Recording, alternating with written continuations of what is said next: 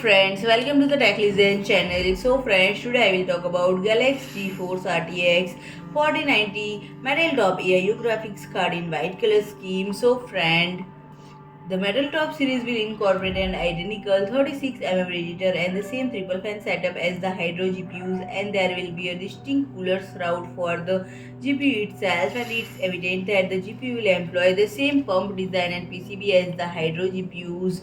And friend, it is accepted to outspace the Hydro series in terms of performance, and instead of 2580 MHz factory overclock, gamers can anticipate clock speeds of up to 2595 MHz accompanied by maximum power limit of 510 watt. And friend, this card is now yet available for purchase, but there is no pricing information provided. So friend, if you like my video, please do like, share and comment, and don't forget to subscribe my channel and press the bell icon.